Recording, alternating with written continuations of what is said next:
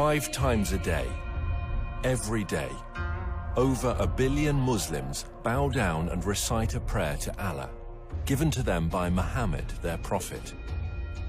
Every day, 5 times a day, they face a black rock in the holy city of Mecca and submit themselves afresh to the religion of Islam. Every day, they bow as a corporate group all around the world to express their solidarity as followers of Islam, for whom Muhammad is their prophet, the Qur'an is their scripture, and Mecca is their holy city.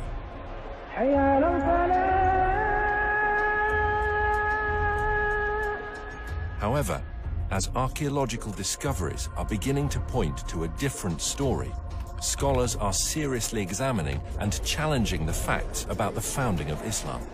And if they're right, how will it affect Muslims today? We have tools at our disposal that have never been available before. Modern technology is allowing us to reconstruct the opening years of Islam and to understand things that have puzzled historians for years.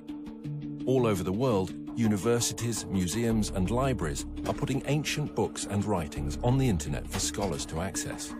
Now we can check these ancient manuscripts with just a few clicks of a mouse. Today, both academics and amateurs alike can accurately check via satellite locations and details that would previously have taken huge expense and effort, and can share them instantly around the world via social media and academic forums. So, now for the very first time, a whole new era of research surrounding the founding of Islam is coming to light, and we can piece together what really happened in Arabia 1500 years ago.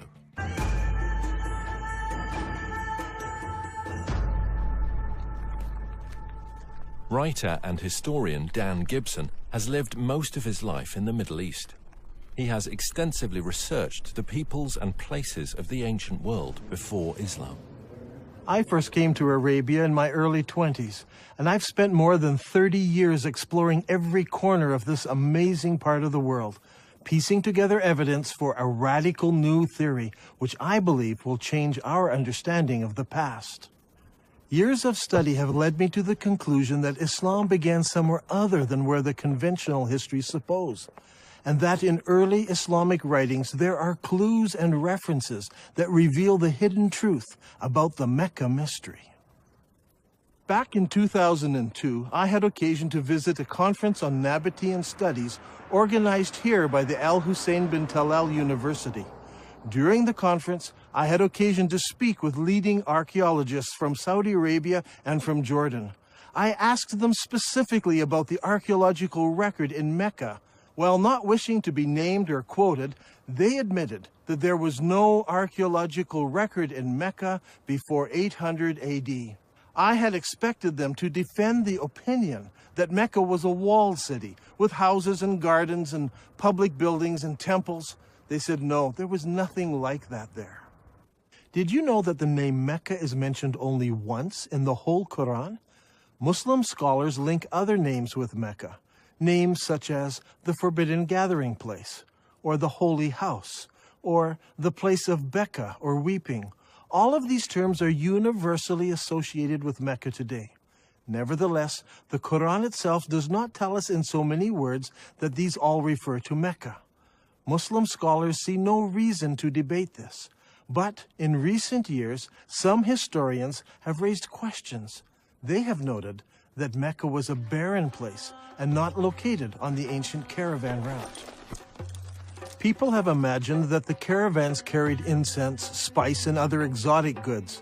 But according to recent research, by the time of Muhammad, the age of frankincense was now long over, and the Arabs engaged in a trade of leather and clothing, hardly items that could have sustained a large city that was described as the mother of all cities and the center of the trade route. Look at this map. Where do all of the trade routes intersect? There are 3 places in northern Arabia that could be described as the center of the trade route. What is interesting is that Mecca was not even a stopping place because it was not even located on the caravan route. In this film, we will find out why there is a total lack of archaeology in Mecca from the time of the Prophet Muhammad, why descriptions of Mecca do not tally with the landscape, and how an early Islamic civil war altered the truth about Islam. While Muslims all over the world believed that their holy city and their founding leaders all lived in Mecca, in Saudi Arabia, Dan Gibson believes the evidence actually points elsewhere. During my studies of Arabian history, I've come across evidence that points not to Mecca, but to northern Arabia as the founding place of Islam. Up until now, no one has ever questioned that Mecca is the holy city of Islam. Every Muslim believes that he should pray towards the Black Rock in Mecca.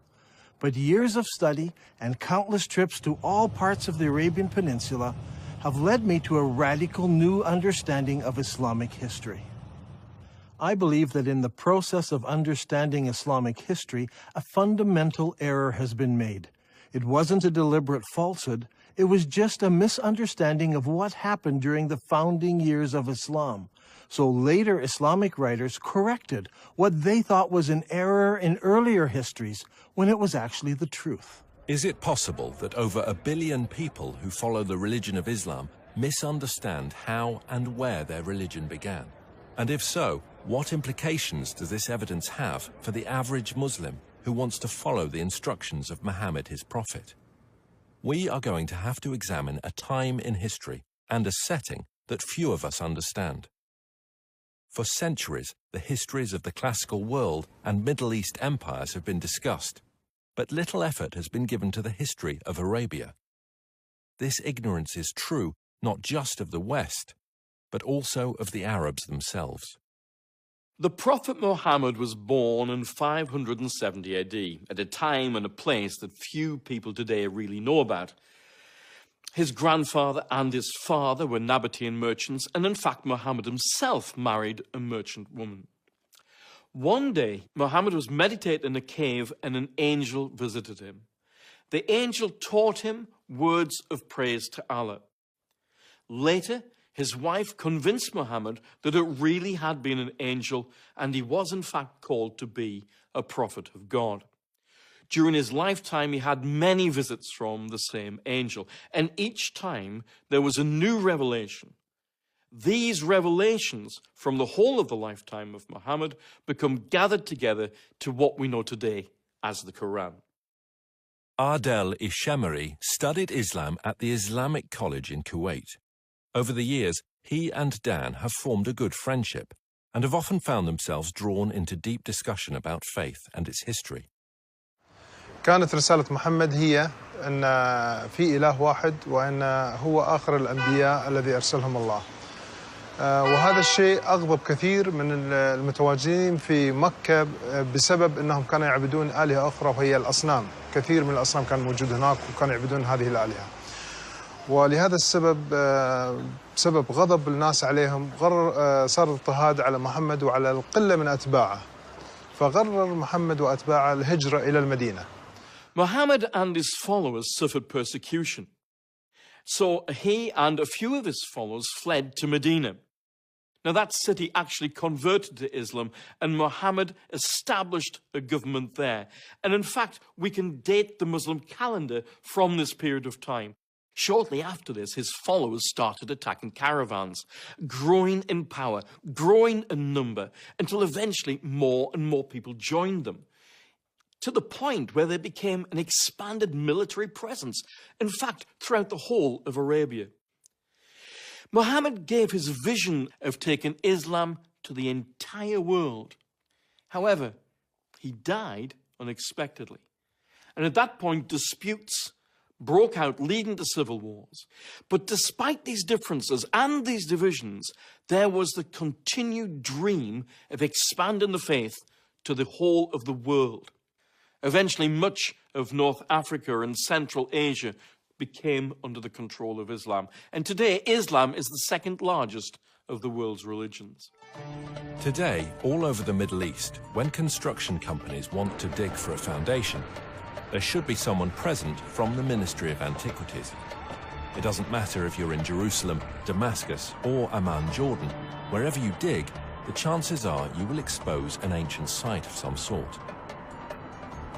In the city of Mecca, in Saudi Arabia, developers are digging all over. putting up great buildings, hotels and high-rises. But, to the surprise of archaeologists, there are no ruins of a great and ancient city under Mecca. The city where Mohammed was born was a major city. It had no trouble in raising large numbers of men to work caravans and march in its armies. Not only did it have a significant population, but it was also an agricultural city. وتسمى هذه المدينة اللي هي مكة بأم القرى في القرآن. أم القرى هي الاسم هذا المفروض يطلق على مدينة مبهرة، مدينة فيها آثار، مدينة فيها لها أسوار، مدينة يعني كبيرة معروفة. The Prophet Muhammad would go forth for his affairs and journey far afield until he reached the glens of Mecca and the beds of its valleys. Aisha, Muhammad's wife, mentioned that one of the men was longing for Mecca. Would that I but stay overnight in a valley filled with various kinds of grass? When we came to Mecca, we saw a town blessed with water and trees, and delighted with it, we settled there. Al-Bukhari speaks of a prisoner who was eating grapes while he was chained in irons, and he says, "This was not the time of fruit in Mecca." It's hard to believe that these things were written about Mecca. The area around Mecca is all rocks and desert. Mecca averages less than 10 centimeters of rain per year. With its extremely hot temperatures and barren conditions, this is scarcely enough to grow any vegetation at all, let alone grow enough food to support a large population. Yet the holy city of Islam is described as having fields with trees and grass and soil. But there's no cultivatable land near Mecca. It doesn't match the ancient descriptions. Ibn Ishaq mentions that the people of Mecca were reluctant to cut down trees in the sacred area. The presence of trees and plants in ancient times can be easily tested by the presence of spores and pollen in undisturbed ancient soil. To date, there is no record of trees having ever existed in ancient Mecca. Another puzzle is that the city of Mecca is missing on all early maps of Arabia. One would expect that a major merchant city would be mentioned on early maps, but not one shows Mecca before the time of Islam. Over the years, I have gathered copies of many ancient maps of Arabia. I have diligently translated them, but never once did I find Mecca mentioned on a map before Islam. Did you know that the name Mecca does not appear in any literature prior to 740 AD? That's 120 years after the founding of Islam. Don't you find it puzzling that for the first 120 years of Islamic history, none of the surrounding nations knew anything about the existence of Mecca? How could a major city, a city that could raise thousands of men in its army, a city that had agriculture, trees, grass, fruit and grapes, be missed by other nations? How could a major city with walls, temples, and public buildings not be found in the annals of other nations, especially if it was a merchant city that undertook trade with all the nations around it? And most puzzling of all is that when we go to the physical location of this ancient city, we find that there is no early archaeological record. It was an insignificant location, not even on a trade route. Many historians today have come to the conclusion that the accounts of the founding of Islam are all myths. Obviously, there is a great discrepancy between what Islamic records tell us and what the archaeologists have been finding, so the conclusion they draw is that the Islamic records are just fabricated myths. In my years of study, I have become convinced that the early records are not myths, but that they refer to another location that fits all of these descriptions. I believe that Muhammad was born and raised in another place, and that Muslims are facing the wrong direction when they pray. According to commonly accepted Islamic history, the Kaaba was a major shrine in the city of Mecca and the focus of pilgrimage in Arabia. A good starting place might be studying the pilgrimage before the founding of Islam. وكما دون المؤرخ الطبري بأن هناك كان نوعان من الحج والعمرة. الحج الأكبر أو الحج الأصغر، وكان جد محمد كان يؤدي العمرة قبل الإسلام. This Umrah before Muhammad was at a time when the focal point of Arabian pilgrimage was to a place known as the Forbidden Gathering Place. This location held many pagan idols. وهذه الأسماء كانت موجودة قبل الإسلام، ولكن ما زال المسلمين إلى حد هذا الآن يستخدمون نفس الأسماء، ولكن هي الأسماء هذه إيتنا من الخارج، يعني من الوثنية، ليس أسماء إسلامية. In order for us to understand what was happening in pre-Islamic Arabia, we need to understand the importance of holy places in ancient Arabia. From ancient times, Middle Eastern religions have equated gods with regions rather than being universal. Modern readers of history have long been influenced by Greek and Roman concepts of the pantheon of gods and have failed to realize the significance that the ancient Arabs applied to gods of specific regions. In the eyes of the ancient Arabs, there were gods who lived in Mesopotamia, gods who lived in Egypt, and gods who lived in Greece, and so on. Arab merchants passing through an area would respect the local gods. They were not opposed to gods of different places. What they were opposed to was the representation of a god in human or animal form. They preferred to use geometric shapes. For instance, here is a god in the shape of a block. That one over there is shaped as a triangle. Each of these gods were considered local gods and must be respected when passing through their territory. Such a view of religion naturally leads to accepting territories and locations as being sacred to specific gods. Thus, the area around a temple, such as a particular valley or remote desert location, could be considered as sacred. It would have a precinct where people could gather, even with their enemies, and be safe, because violence was forbidden in the sacred precincts. When tourists enter the majestic beauty of Wadi Rum here in southern Jordan, they're so often taken up with the exquisite beauty of this valley and the rugged mountains that they miss a temple dedicated to the goddess Lat, or Allat as some call her. This Nabatean temple had a sacred area. It was located in front of the temple, with the mountains marking off the sacred area. Before Islam, Arabs were divided into many groups. They worshipped different gods and often fought amongst themselves over tribal issues. The one thing that held them together was the pilgrimage to a common ancient meeting place.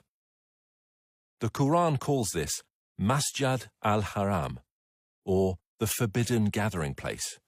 Masjid means gathering and is translated mosque today.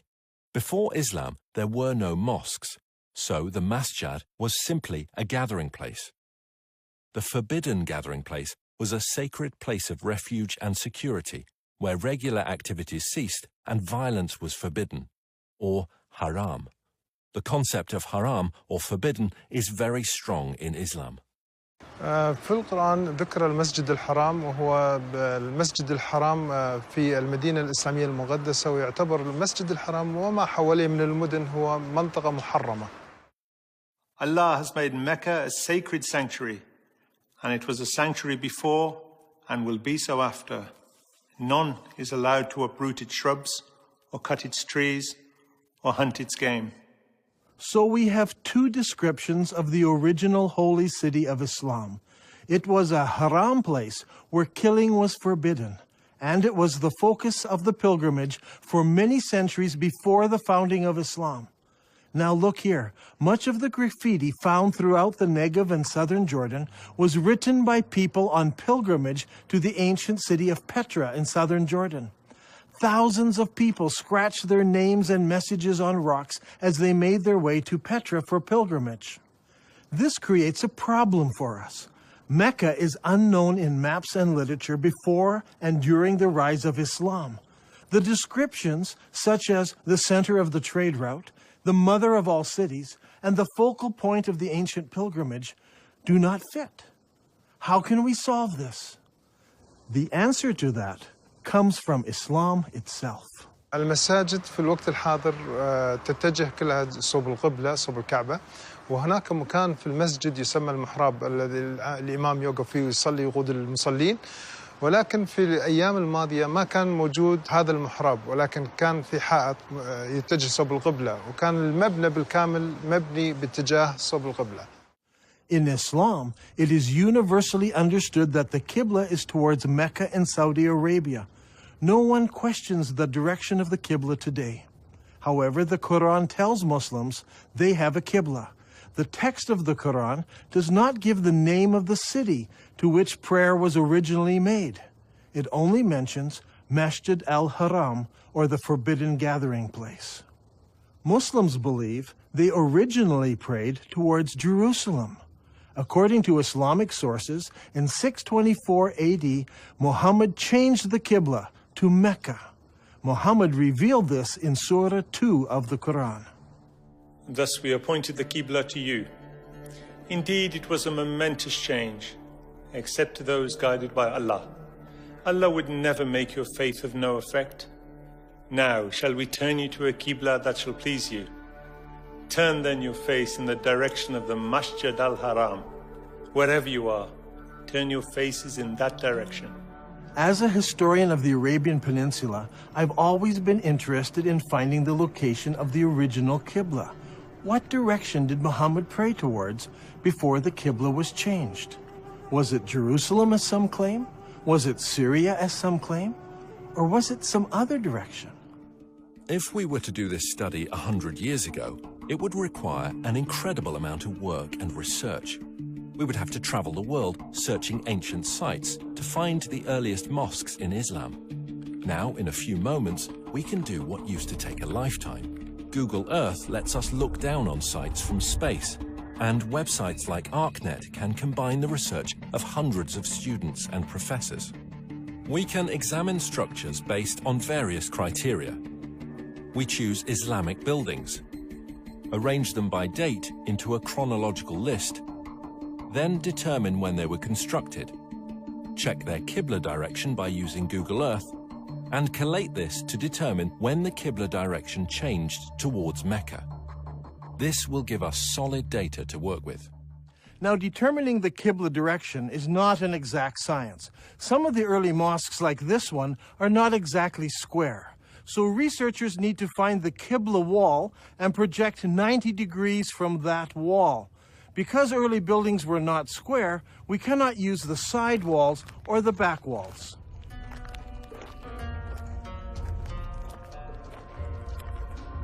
This is the mihrab of an old mosque. The early Arabs set the Qibla direction using the stars, and they were very accurate.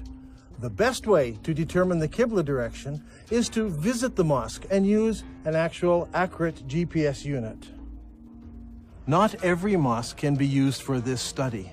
Many of them were totally reconstructed over time, so much so that it is no longer possible to determine their original Qibla direction. However, a number of mosques survive. For instance, there is a mosque called the Mosque of the Two Qiblas in Medina. Islamic history tells us that it was in this very mosque that the companion leading prayers was told of the Qibla change. So he turned around and started praying towards Mecca. The question is, where did he originally face? Muslims have a ready answer. He prayed towards Jerusalem. Now today, the Mosque of the Two Qiblas faces Mecca. But in 1987, the mosque was completely torn down so it could be rebuilt.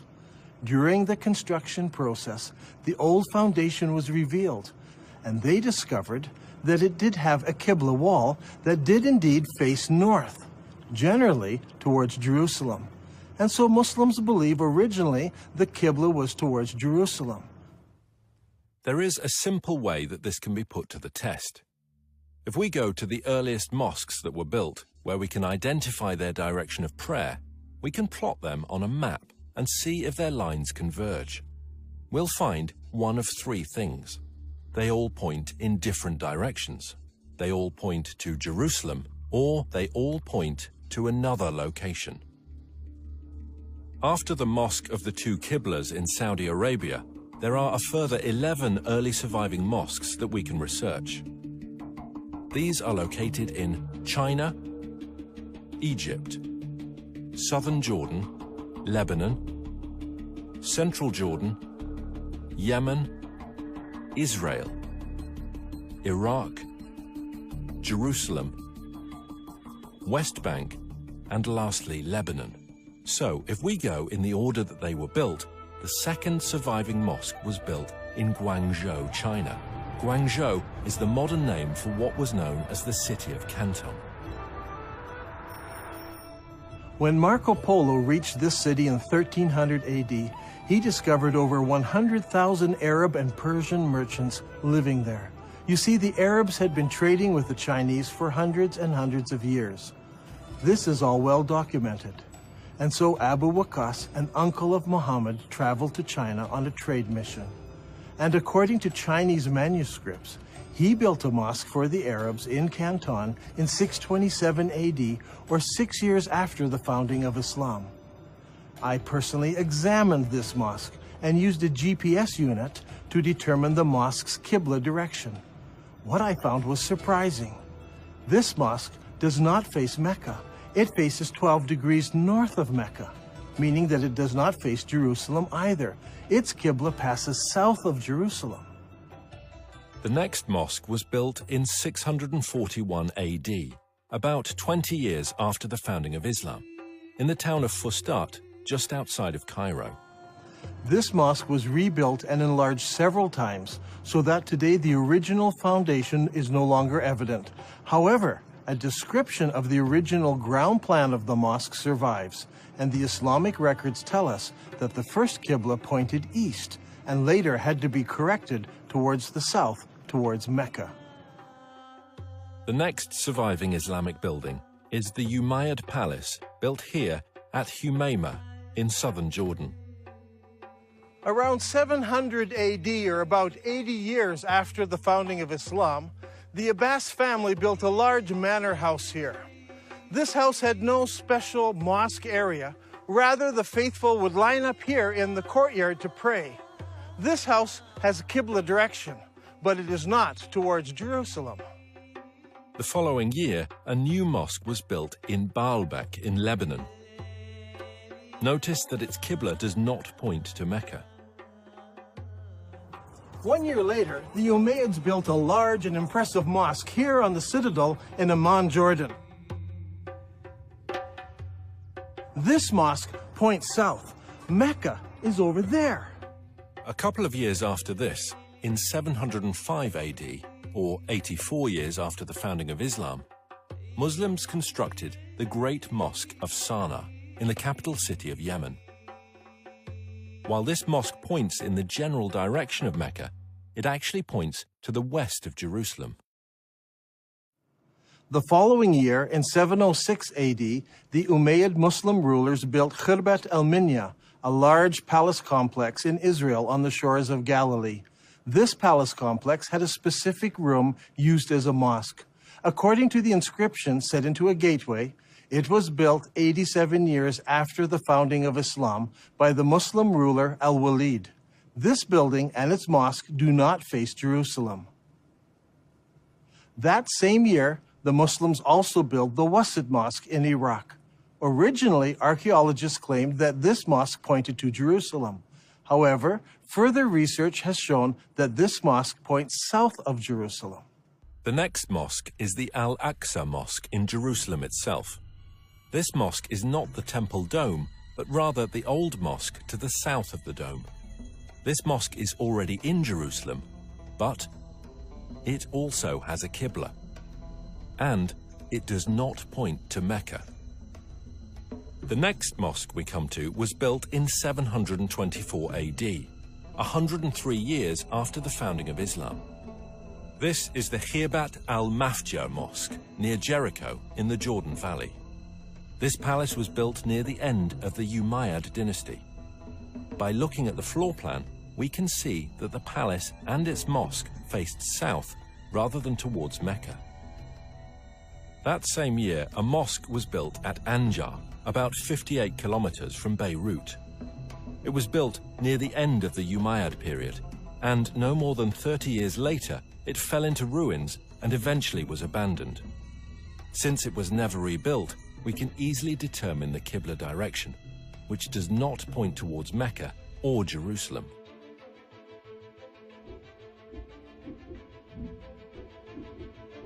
Now, let's put this all together onto one map.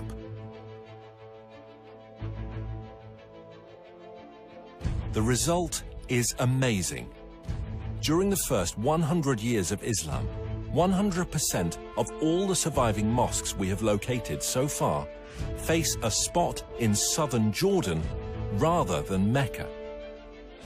From north, south, east and west, mosques all face towards one spot. This isn't some small error in determining the Qibla direction. They all specifically point to just one place.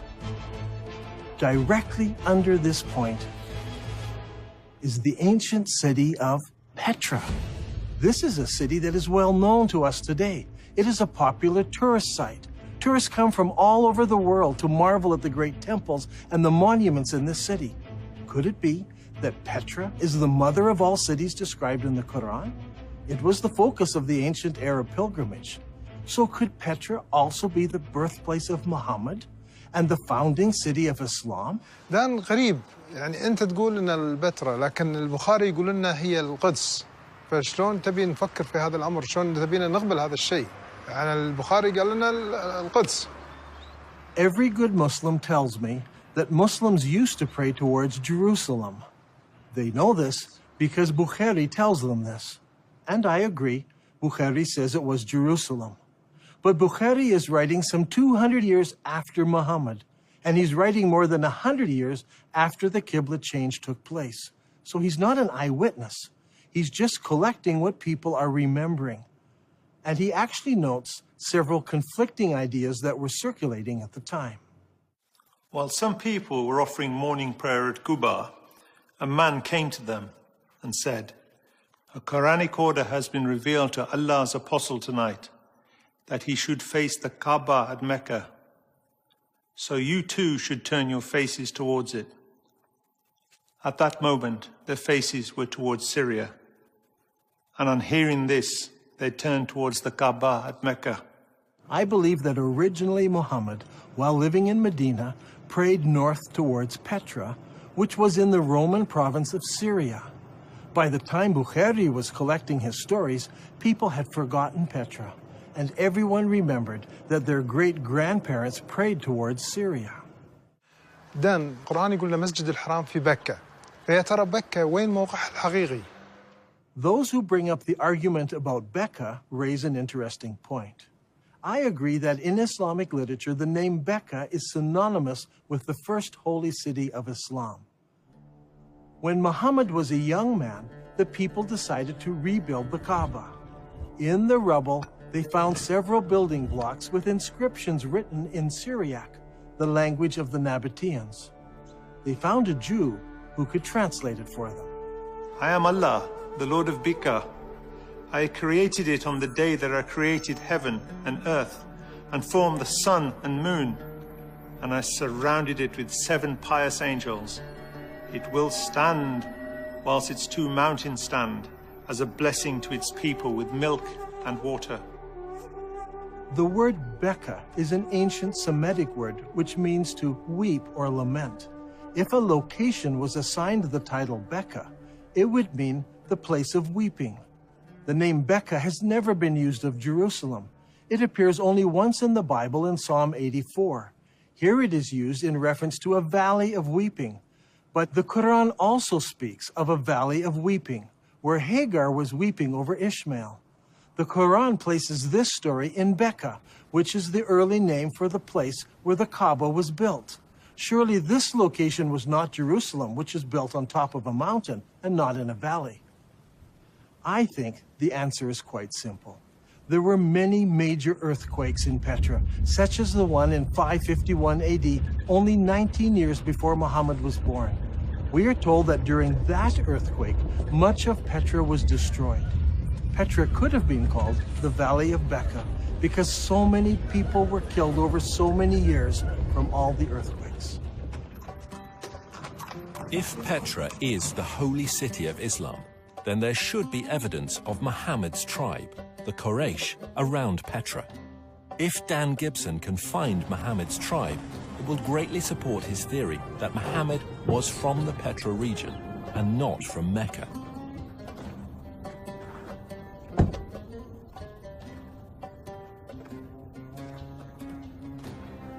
Long ago, this was known as the city of Hawar, or Humayma as it is known today. Archaeologists have uncovered a farmhouse belonging to the Abbasid family and a mosque built sometime later. When the Muslims of Iraq defeated the Umayyads of Damascus, they wanted a member of Muhammad's family to support and legitimize their revolt. And so they came here to Humayma, 27 miles from Petra. It was here that they found Muhammad's family and the Quraysh tribe.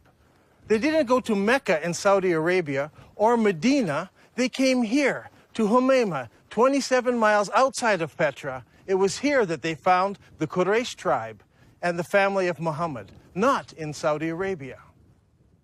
So far, we have discovered that the early mosques of Islam all faced the ancient city of Petra. But does the city of Petra fit the Islamic descriptions of the original holy city of Islam? There is a story told by all of the early biographers of Muhammad. It concerns Abdullah, Muhammad's father. He was working in the field one day and he came home with dirt on his hands. He went into his first wife and said, "Lie with me," but she refused because he was dirty. So he went out, washed off the soil, went into his next wife, Amina. She conceived, and in this way, Muhammad was born.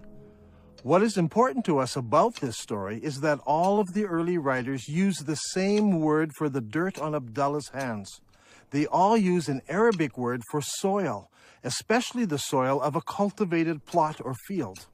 The problem is, there is no cultivatable land near Mecca. However, when we come to Petra, we discover that Petra had water, fields, and trees. According to archaeologists, there were private and public gardens, as well as running water brought into the city through aqueducts and clay pipes.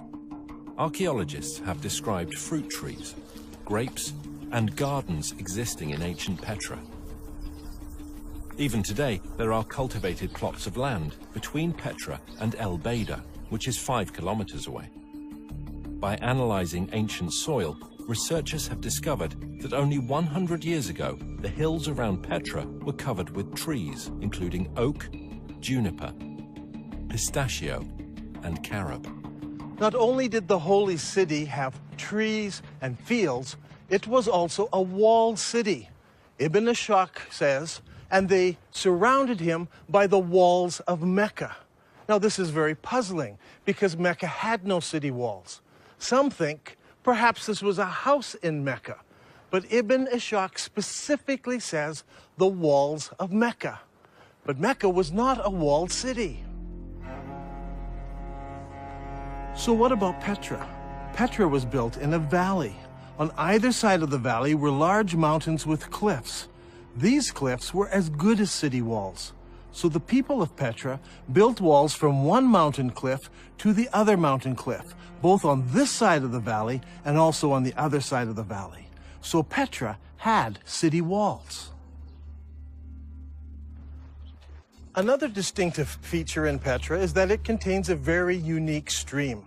Now, usually you have a valley with mountains on one side, mountains on the other, and a stream running down the center of the valley. But in this case, long ago, earthquakes cracked these mountains so that there is a crack in that mountain, water runs through that crack, across the valley, and out the crack in the other side. The Nabateans built a colonnaded street from one mountain to the other mountain, and beside it was a rainwater course. Let's go down there. Now, in Islam, one of the duties of the pilgrims is to go 7 times between 2 mountains called Marwa and Safa.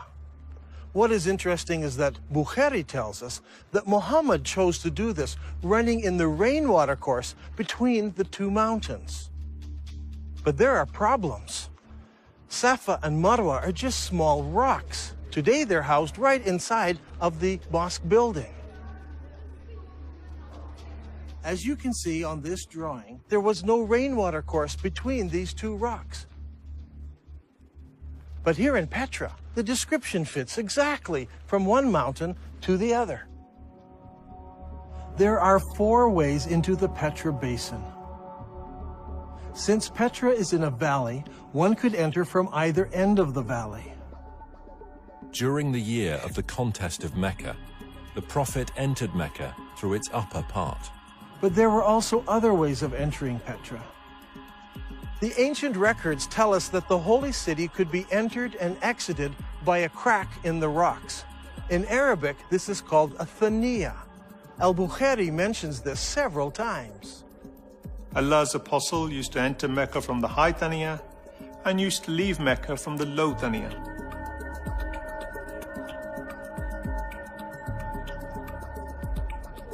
The Prophet went on advancing till he reached the Thaniya through which one would go to them, that is, the people of Quraysh.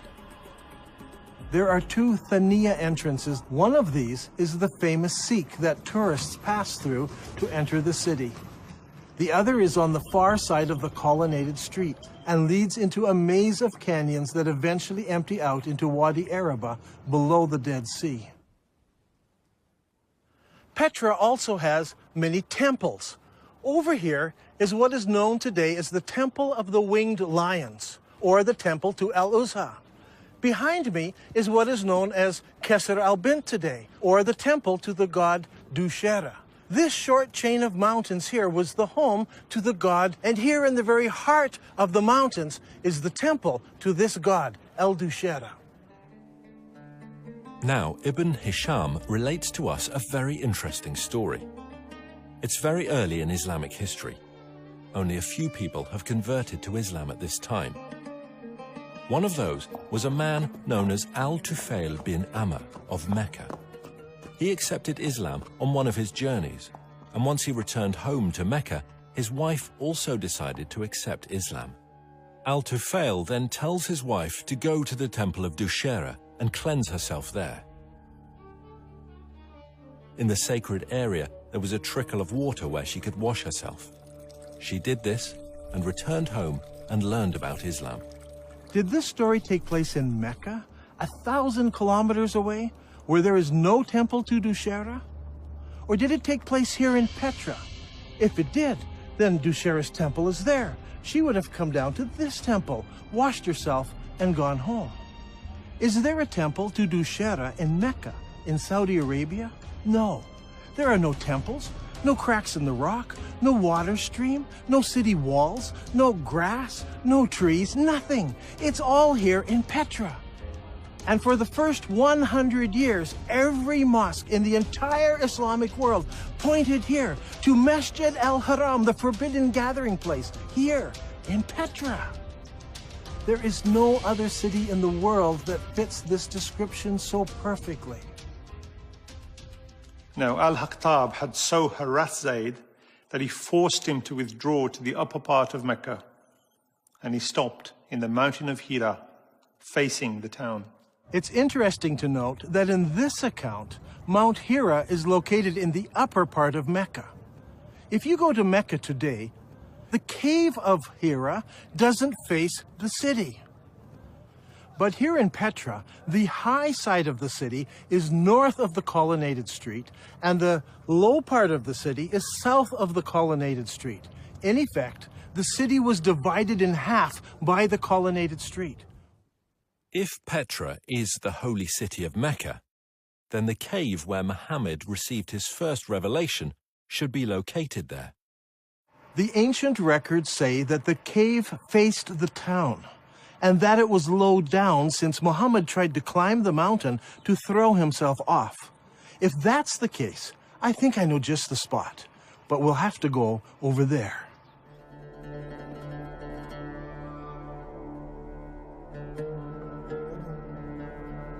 Here in this cave, we can see where there are many various god blocks.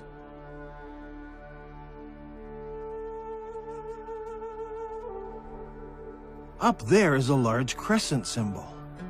This is just the sort of cave where young men would go to contemplate the meaning of life. The descriptions and location of this cave are just like the ancient records describe it. Just outside of the city, the entrance facing the city, and evidence that people spent time here in religious worship and meditation. I think that this is one of the holiest spots for all of Islam, and it's here, in Petra.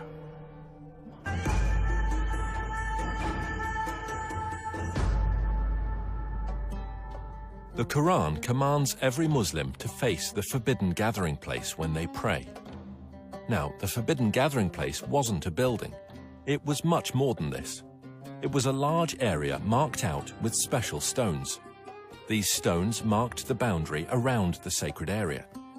No killing was allowed inside this area. Even birds were not killed. Now, what kind of stones would you need to mark out such an area? If you had just small round stones, they would be lost among the other stones of the desert. They must have been larger stones. And there should have been something special about them, so that you knew for certain that this was the boundary of the sacred area. Today, in Mecca, there are no special boundary stones. Historians have long wondered what these marker stones might have looked like, but they seem to have been lost in the years that have passed since then. Or perhaps they were never there. If Petra is the original holy city of Islam, then of course the special stones wouldn't be in Mecca. They would be in Petra.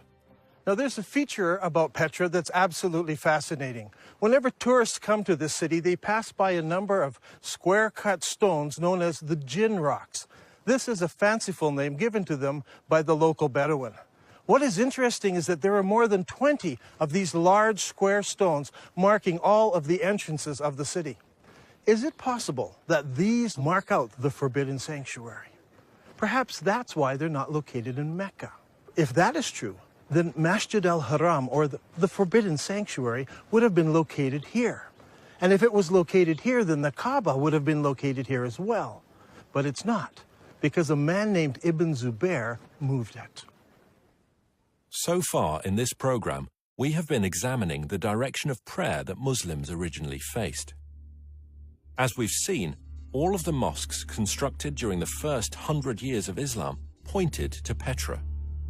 By using the two mosques on the Amman citadel, Dan Gibson has determined the approximate years when the Qibla direction changed. Does Islamic history give us any clues as to why the direction of prayer might have changed? If we look into Islamic history at this exact time, we come face to face with the Second Islamic Civil War. حصلت حروب كثيرة في الإسلام، ولكن أيضا حصلت حروب أهلية بينهم بسبة الخلافة بعد وفاة محمد، ولهذا السبب صار في الشيعة والسنة. الأمويين فازوا اللي هم السنة، والحكم بدأ من دمشق. At this point in history, the governor in the Holy City was Abdullah ibn Zubair. He was particularly unhappy. In his eyes, the Holy City was the most important city of Islam, the mother of all cities. But the Umayyad rulers chose Damascus as the new capital city, and a lot of people were unhappy with the corruption and the infighting in Damascus. So in 683 AD, about 64 years after the founding of Islam, Ibn Zubair declared himself caliph in the Holy City, and that started the Second Islamic Civil War. The Umayyads reacted strongly and sent an army against the Holy City. Ibn Zubayr then did a shocking thing. He destroyed the Kaaba, the ancient holy shrine of Islam. Ibn Zubayr then demolished the Kaaba sanctuary until he had leveled it to the ground and dug out its foundation. Then he placed the black stone beside it in a wooden stand in a strip of silk. The Umayyads fought against Ibn Zubayr and his companions, but after 40 days, news arrived that the ruling caliph in Damascus had died. Now, the Umayyad generals insisted that the battle wasn't over, but that they must return to Damascus so that a new caliph could be established. The members of the Umayyad royal family had come to the battle as well, and they insisted that they must return to Damascus under the protection of the entire army, so the whole army marches off. The problem we face here is one of timing. The Islamic records are quite clear that when the Caliph died, his 13-year-old son ruled in his place. Al-Tabari, Volume 20, tells us specifically that his son survived only 40 days after his father died before he too was killed. During this time, the armies from the Holy City returned to Damascus. Now, a slow-moving army would have taken many days to cover the 1,400-kilometer trek across the desert from Mecca in Saudi Arabia to Damascus in Syria. If the army could move at 20 miles a day, it still would have taken them 43 days. When you add up the time the messenger took to bring the message, the time it took for the army to decide to return and get mobilized, and the 43-day march, there is simply not enough time. Mecca is too far away to be believable. However, if the holy city was Petra, then the distances would all be drastically reduced. This problem of distances plagues Islamic history again and again. Mecca in Saudi Arabia is simply too far removed to fit many of the stories in early Islamic history. Now, with the lull in the war, Ibn Zubayr had time to rebuild his defenses and prepare for the return of the Umayyad army. Now I want to show you something. Here are some of the volumes of Al-Tabari's history of Islam. Al-Tabari managed to collect a massive amount of material that he writes about what happened during each year of Islamic history. He devotes whole chapters, sometimes 2 chapters, to every year. But then something strange happens.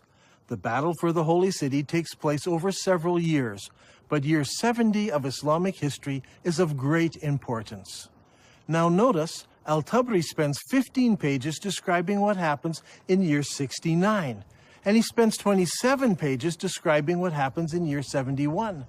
But where is year 70? Look at this. For year 70, Al-Tabari only records a few lines of text. Did he not find any more information for this year? Or did later editors censor this year from Al-Tabari's record? Only a few lines, but what he records gives us a few tantalizing details. It tells us that Musa'ib ibn Zubair, apparently a brother of Abdullah, brings supplies to the Holy City. Were these supplies military equipment? No, it says he brought many horses and camels. I believe that this is the year that the followers of Ibn Zubair moved south from Petra to the deserts of Arabia to find a place where they could hold out against the Umayyad forces. All details of this year have been removed from Al-Tabari's history. But we know that they obtained many horses and camels, which would have no other purpose than to move many of the people out of the city. This lull in the war continued into the next year. So Ibn Zubair took advantage of the break to undertake a religious project. He decided to rebuild the Kaaba. But Al-Tabari does not tell us where the new Kaaba was constructed. Was it in Petra? Or was it in a new, safer location in faraway Mecca? I believe that the new Kaaba was built in Saudi Arabia, and that the black rock was moved there for safekeeping. So even if Ibn Zubair lost the holy city, he still had the rock and a new Kaaba. After a new caliph was established, the Umayyad army returned. This time the army was bigger, and the Umayyads brought large weapons of war with them. Among them, a stone-throwing machine called a manjanik. The war between Ibn Zubayr and Al-Hajjaj took place for 6 months and 17 nights in the hollow of Mecca. Yusuf ibn Mahak said, "I saw the manjanik with which stones were being hurled. The sky was thundering and lightning, and the sound of the thunder and lightning rose above that of the stones, so that it masked it."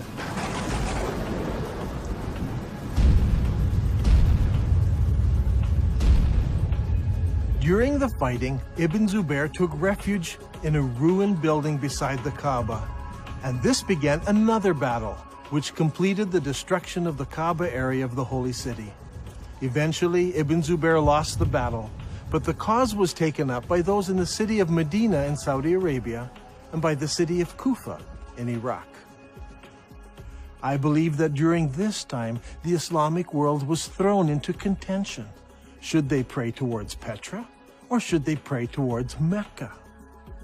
The great Islamic empire had divided into two. Originally, the Umayyads ruled from Damascus, and they prayed towards Petra. But they were defeated in battle, and now the eastern part of the empire was ruled by the Abbasids, who all constructed their mosques facing towards Mecca. It was during this exact time that we see a change in mosque construction. Before this, every new mosque constructed faced Petra. But now, for the first time, some of the new mosques began to face Mecca in Saudi Arabia. But the problem still existed. What do you do with the old mosques? They were built facing Petra.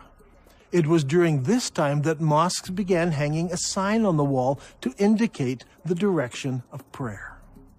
It was said in the reign of Uthman that the Caliph ordered that signs be posted to the walls of the mosques in Medina. This was so that the pilgrims could easily identify the direction to which they needed to address their prayers. Now, this is a very interesting development, because up until this time, mosques were built so the faithful had only to face the Qibla wall and they faced the holy city. Why would you need to introduce a sign unless the direction of prayer had changed? Around this time, around 89 years after the founding of Islam, a niche was suddenly introduced into mosque structure to denote the direction of prayer. This niche was added to older buildings and also incorporated into newer buildings. Today, the niche is standard in every mosque, but it wasn't originally. There was no niche until the Qibla direction changed. In the Civil War, the Umayyads still prayed towards Petra, but the rebels in the Holy City in Medina and in Kufa chose to pray towards the new Qibla in Saudi Arabia. When the armies of Kufa met Ibn Zubayr, Bujair ibn Abdullah al-Musli spoke. Praise be to God who has tested us with shackles and tested you by your forgiving us. Ibn Zubayr, we are people who turn to the same Qibla as you. What a strange phrase. We are the people who turn to the same Qibla as you. Muslim historians argue that this means the same Qibla as every other Muslim. But now that we have uncovered evidence of the change of Qibla at this very time, this phrase takes on special significance. The people of Kufa join with Ibn Zubayr in accepting his Qibla. This is key to understanding much of what takes place later. Even though Ibn Zubayr is eventually killed and seems to lose the civil war, the city of Kufa plays a major role in the development of the new Abbasid dynasty, and Kufa becomes a theological center and a place for copying Qur'ans. In the Islamic world, things were a mess. Not only were Muslims divided politically, they were divided religiously. Obeying the wishes of Allah as revealed by the Prophet Mohammed was at the very heart of Islam. Should you obey Mohammed and the Qur'an and face towards the forbidden gathering place in Petra? Or should you pray towards the sacred house and the Black Rock, which is in Saudi Arabia?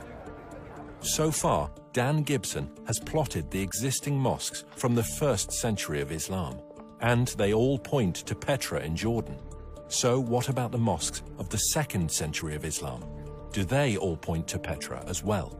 Here is where things start to get interesting. During my studies, I discovered that the mosques built during the 2nd century of Islam point in different directions. This is what I call the time of confusion. 102 years after the founding of Islam, the Mosque of Ummah was constructed in southern Syria, in the ancient city of Busra. As you can see, the mosque's orientation does not point towards Mecca. But clearly, it does not point to Petra either. 5 years later, the ruling Muslims built a palace in the Syrian desert known as Qasr al-Hayar al-Gharbi. This is a drawing of the floor plan of the palace and the mosque in the corner of the complex. The whole complex seems to face somewhere between Petra and Mecca. A couple of years later, Qasr al-Hayar Ishaqi Palace was built about 100 kilometers north of Palmyra. If we examine the ground plan of the palace buildings, we notice that the palace and its mosque don't seem to align to either Mecca or Petra. Once again, it points in between. Is it possible that something had happened which made the builders not want to choose either Petra or Mecca, so they pointed the Qibla between the two? We can see from the map that the Qibla points exactly between the two cities. It is not a slight error in calculation, but a deliberate avoiding of both Petra and Mecca. So, we must find an answer elsewhere to explain that change.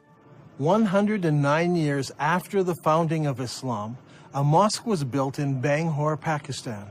Like all of the other mosques of the period, it had only a Qibla wall without a niche. This mosque, however, pointed towards Mecca in Saudi Arabia. Here we have the very first mosque that we can identify as pointing to Mecca. There may have been others built that no longer exist, but this mosque is significant because it's the earliest surviving mosque that we can truly say faced Mecca in Saudi Arabia. And what is astounding is that it was built about 100 years after the death of Mohammed. This is very late for Muslim historians, and it is going to cause traditional Islamic history all kinds of trouble. One of the most important buildings in our study is found here on the citadel of Amman, Jordan. This Umayyad palace was built about 122 years after the founding of Islam. Now, if you remember, we looked at an Umayyad mosque built over here. This mosque points directly towards Petra, but when they built the palace, its Qibla direction was directly towards Mecca. So clearly, the Qibla direction changed sometime between the construction of those buildings and the construction of this palace. This will help us determine how and when the Qibla direction changed. Remember, it was during the construction of this palace that the name Mecca first appears in literature anywhere.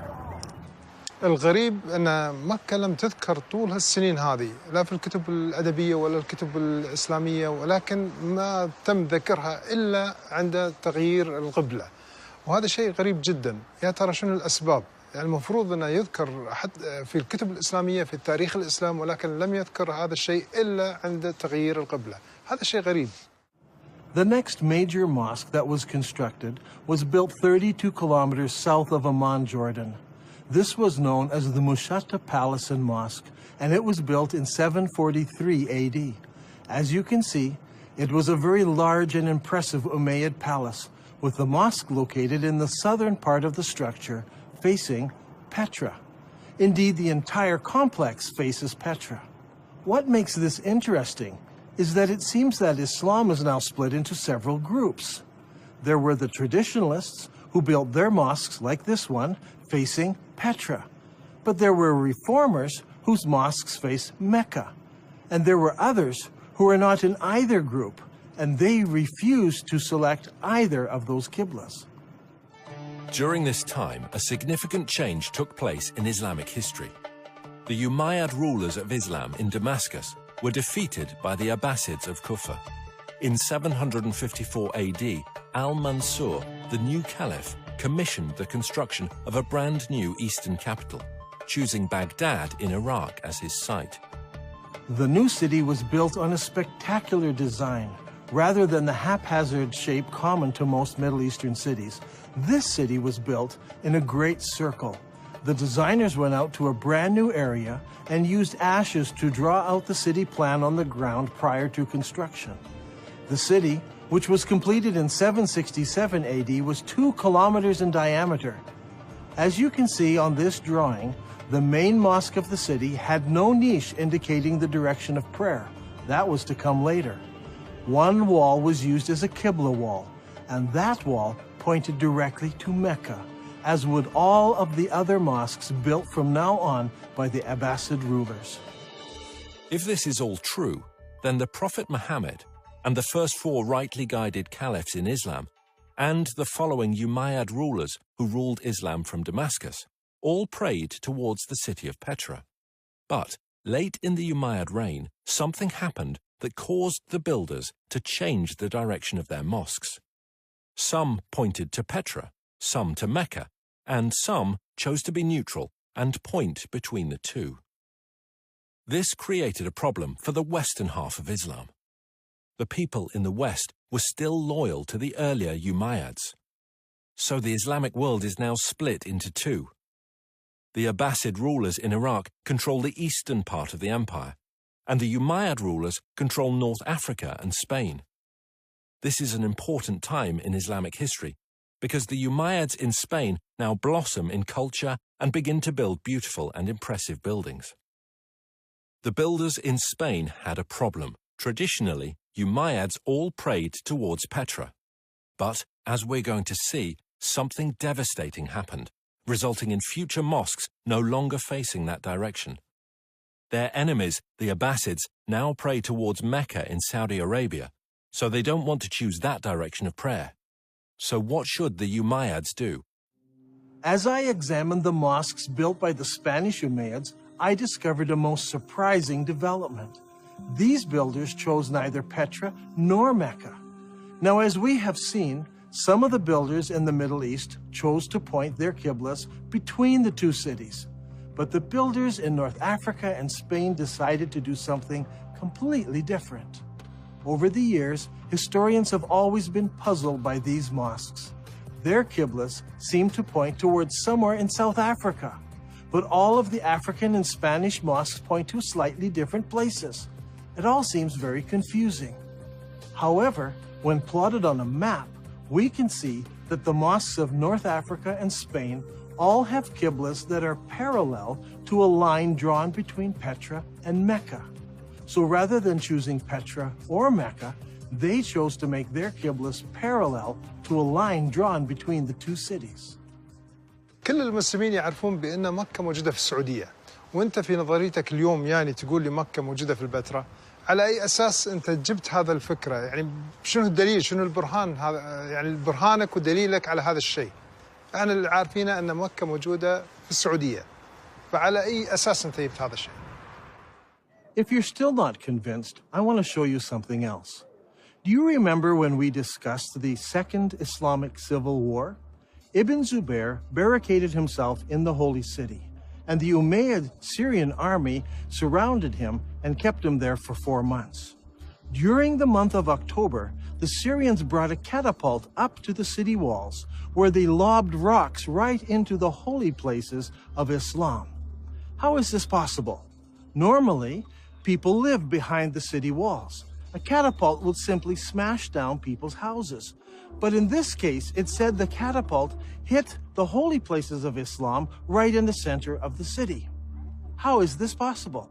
Well, here in Petra, there is a unique feature. Petra had city walls. In the north and in the south, the city walls crossed the valley. But in the north, the city walls did not go all the way to the canyon, because there was a watercourse running along the canyon. I believe the Syrians brought their catapult up the dry river course right to the place where they could lob rocks into the very heart of the city, hitting the Kaaba and the holy places of Islam. Archaeologists from Brown University have been digging here in Petra for many years. Their project was to excavate what is known as the Great Temple area. As they uncovered the temple, Dan was amazed to find evidence that supported his theory. One of the interesting features of this building is that people built defenses here against attack. See, here in this doorway, they closed it in so they could defend themselves. This happened sometime after the earthquake of 551 AD. We can date the defenses of here by the roofing tiles that were used in the construction of these defenses. However, there are no recorded battles in Petra during this time. So we know this happened during the founding years of Islam. But this is not the only evidence we have. During the excavations, the archaeologists uncovered over 400 catapult stones. These stones are buried in about the right place at exactly the right time. This is an extremely strong indication that the battle took place here and that the first original Kaaba was close to this location. So, Islam was divided between the traditionalists and the reformers. The traditionalists prayed towards Petra in Jordan, and the reformers prayed towards Mecca in Saudi Arabia, and others deliberately choosing a middle path. How were they ever going to solve this dilemma? Petra, the city of weeping, suffered a fatal calamity. Massive earthquakes shook the Petra region, destroying buildings, temples, and houses. The damage was so bad that the city was never rebuilt again. The evidence for that first Kaaba is gone now. The catapult stones destroyed much of it. Ibn Zubayr destroyed the rest. In 713, an earthquake destroyed the dam that diverts the water around Petra. So every year, floodwaters washed away whatever evidence was left. So, with the memory of Petra fading from view, the chroniclers of Islamic history, writing some 150 years later, would never mention it by name. In time, the memories of these two locations became merged into one, that of Mecca in Saudi Arabia. From now on, all Qiblas would point here. It wasn't until modern archaeological tools, satellite photos, and the internet allowed the networking of historians, academics, and scholars around the world to start piecing together a different picture.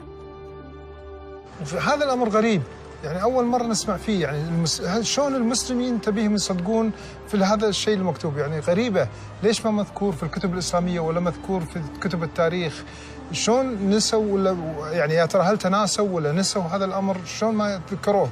شيء غريب. In order to understand the events that influenced the writing of Islamic history, we need to recognize several things. First, it is my belief there was a literary vacuum in the early Islamic empire, created by zealous Muslims who destroyed books and manuscripts, erased inscriptions, burned libraries, and destroyed all literature except the Qur'an, which was mostly bits and pieces of what people remembered of the revelations that Muhammad gave. This destruction of written material by the Islamic forces has been well documented. One piece of evidence is a letter from 640 AD from the Caliph to General Amru, the leader of the Muslim armies in Egypt, who asked the Caliph what should he do with the thousands of manuscripts he found in warehouses in Alexandria. The Caliph's answer has been recorded and known for centuries. As for the books you mention, here is my reply. If their content is in accordance with the revelations of Allah, we may do without them. For in that case, the revelations of Allah more than suffice. If, on the other hand, they contain matter not in accordance with the revelations of Allah, there can be no need to preserve them. Proceed then and destroy them. The Muslim writer Ibn al-Kifti tells us that the books were distributed to the public baths of Alexandria, where they were used to feed the stoves, which kept the baths comfortably warm. They say it took 6 months to burn all that mass of material. Eutychius, the Patriarch of Constantinople, recorded that there were 4,000 baths that received books from the Alexandrian library. This burning of books, however, did not start in Egypt, but 4 years earlier in Persia. Caliph Umar's army met with the Persian armies in the Battle of Qadisiyah in the year 636 AD. In early January 637, the Muslim advance guard reached the outskirts of Ctesiphon and laid siege to the city for 2 months. Eventually the city fell and the Muslims occupied it. During the fighting, the palaces and the library at Ctesiphon were deliberately burned. In the end, the only book that managed to survive in Arabia was the glorious Qur'an. When it comes to the history of the Qur'an, historians have struggled. It seems that most of the Qur'an was retained in an oral fashion rather than written form. While the Arabs were great memorizers and had the ability to retain the entirety of the Qur'an, the retention of materials in an oral tradition suffers from several difficulties. First, the accuracy of the memories of the individuals involved must be perfect. In the case of the Qur'an, arguments arose over the various verses, how they should be rendered, and if they should or should not be included in the whole. Second, the problem of transferring knowledge from the learned to the novice is often a difficult step. In the case of the Qur'an, most of the men who memorized the sayings of Muhammad were also warriors. As is often the case, Warriors die in battle, and their knowledge of the Qur'an perished with them. This is amply illustrated in the Battle of Yamama, when an estimated 450 men who had memorized the Qur'an were killed. Hudayfa bin al-Yaman came to Uthman at the time when the people of Damascus and the people of Iraq were waging war to conquer Armenia and Azerbaijan. Hudayfa was afraid because the people of Damascus and Iraq had differences in the recitation of the Quran. So he said to Uthman, "O chief of the believers, save this nation before they differ about the revelations." So Uthman sent a message to Hafsa saying, "Send us your manuscript of the Quran so that we may compile the Quranic materials into perfect copies and return the manuscript to you." Hafsa sent it. Then a group of men sat down to create a new copy of the Quran.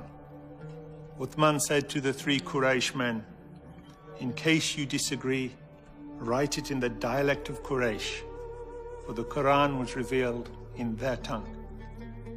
When several copies were written, Uthman returned the original manuscript to Hafsa. Uthman then sends every Muslim province one copy of what's been written, and he orders that all of the Quranic material, whether written in fragmentary manuscripts or even in whole copies, that they all be burned. And so the burning continued. This time, even Quranic materials were burnt. But it did not stop the arguing about what should or should not be included in the Quran. When the new Qurans arrived in various provinces, people argued against them. Sa'id bin Thabit said, "A verse from Surah Al-Ahzab was missed when we copied the Quran, and I used to hear Allah's apostle reciting it. So we searched for it and found it with Huzayma bin Thabit al-Ansari." These 5 or 6 copies were now the only Qurans in the entire Muslim empire. Uthman's order to burn all other Quranic material tried to wipe out all Qurans everywhere, except the few that were held by the provincial governors. In effect, all non-Muslim books were destroyed, and then the Muslims destroyed all of their own books and writings, except for 5 or 6 copies. Remember, the Islamic Empire at this time stretched from the Atlantic Ocean through the Middle East all the way to Afghanistan, and only 5 or 6 copies of the Quran existed in all those millions of square kilometers. This is what I refer to when I speak of a literary vacuum. Much later, once the Abbasids took control of the Islamic Empire, they recognized this literary vacuum and they set out to correct it. The problem was, they were interested in producing an Abbasid version of Islamic history. So all of the materials produced under the Abbasid control reflected the politically correct version of Abbasid history. These histories and hadiths about the previous 250 or more years were collected, copied, and distributed. Those books that were written earlier were either destroyed or edited by later writers who thought they found errors in them. Under Abbasid rule, massive religious, scientific, and academic projects were undertaken. The Abbasid rulers encouraged scholarly development that would not only present the early years of Islam in a good light, but would also confirm their own right to ruling the empire. During this period of time, we find the great Islamic historians writing their treatise on Islamic history. And they also edit the earlier accounts. For example, we don't have Ibn Ishaq's original biography of Muhammad, as Ibn Hisham, under the Abbasids, corrected what he called grievous errors in the original account. After the editing of Ibn Hisham, the rest of the great Islamic historians began to write their histories, and they present us with an Islamic history that was tailored to suit the religious and political worldview of the Abbasids of their day. Is it possible that Muslims today are victims of an Abbasid cover-up? Did the Abbasids purposely turn Muslims away from praying towards the forbidden gathering place in Petra, as the Quran commands, and make them pray towards the Black Rock, now residing in Mecca? Are Muslims still being misled by Abbasid propaganda? I believe the stage was set when early Muslim leaders gathered together the various scraps of the Qur'an. The problem wasn't the collection, it was the destruction of anything that opposed their view. There is a great divide here between Western thought and Muslim thought. In Western thought, the later manuscripts are less reliable, as they are copies of copies. We need to go back to earlier source material, as it's more accurate. Muslims, on the other hand, think earlier manuscripts are less reliable, and later manuscripts replace earlier manuscripts. Even in the Quran, later revelations replace or abrogate earlier revelations. Once you allow the concept of abrogation, you open yourself up to accepting all kinds of changes. If the Abbasids tampered with history, did they go so far as tampering with the text of the Quran? For instance, how did the name Mecca get into Surah 48? Abu Bakr, the successor of Mohammed, made the first compilation of Quranic material. Uthman, who followed him, used that collection and then added to it. The historians tell us that even after Uthman had compiled his Quran, people remembered still more verses that Muhammad had revealed. Every time a new Quran came out, it was touted as the most complete Quran. The previous ones were okay, but the newer ones were more complete, with more revelations in them. Did the Abbasids bring out an even more complete Quran that contained mention of Mecca? Today we have many of the Abbasid Kufi Qurans in museums from Istanbul to Samarkand. These Qurans use the Kufic script invented in the city of Kufa. But what about earlier Qurans written in other scripts? I have searched through many of the early Quranic parchments written in pre-Kufic script. It should come as no surprise that none of the pre-Kufic material includes verses about the changing of the Qibla or the city of Mecca. Historians have challenged me that I'm trying to rewrite all of Islamic history. I assure you I'm not trying to do this. I'm only suggesting one small change. Long ago, the holy city of Islam was referred to as Mecca. I believe that name was used for the city of Petra after repeated earthquakes killed many people.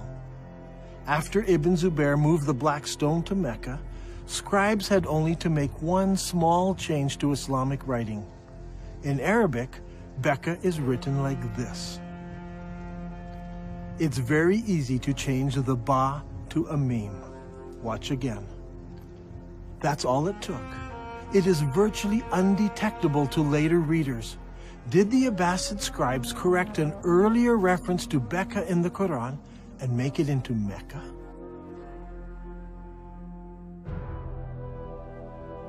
I believe that all of the evidence points to Petra as being the ancient city of Mecca, the founding place of Islam. All of the mosques of the first century of Islam point to the forbidden gathering place in Petra, and all of the descriptions fit Petra, not Mecca. Muslims are instructed in the Quran to pray towards the forbidden gathering place.